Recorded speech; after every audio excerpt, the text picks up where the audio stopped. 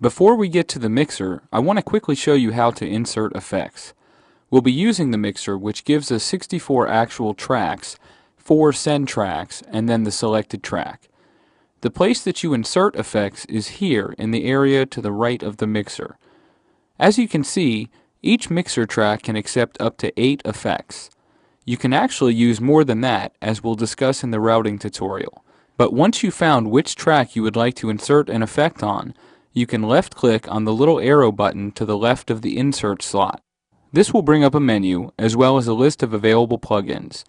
If you don't see the plugin you want, or you've just installed a new plugin, you can use the method we discussed earlier for finding new VST instruments and click on the More option at the top. This will again bring up the screen listing all of the installed plugins. As with before, you can choose a fast scan to find any new plugins you've installed. And once again, you can check or uncheck the plugins you want to show up in the available list. Once you've found the plugin you want, left-click on it and it will be inserted into the corresponding effects slot. The plugin interface should also appear on the screen. To the right, you have a volume knob and a mute/solo switch.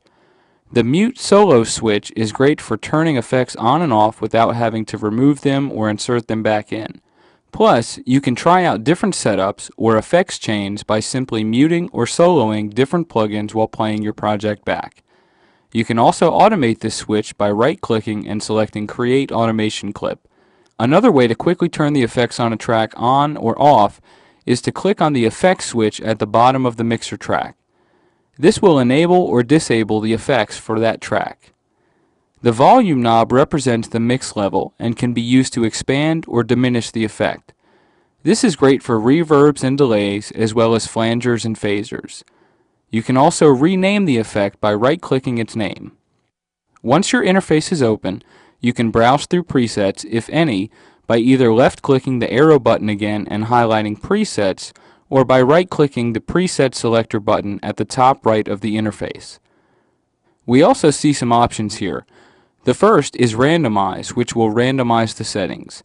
Hybridize will blend the settings of the previous and next setting, and Tree Display, which will display the settings in a tree display if any folders are present where the presets are stored. We can also choose Browse Presets, which opens the browser with the current presets so that we can drag and drop.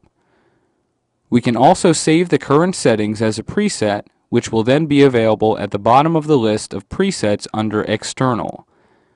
The Add to Plugin database will allow you to create an image of the plugin interface, insert it into the appropriate category, and then use the plugin picker later to visually find it.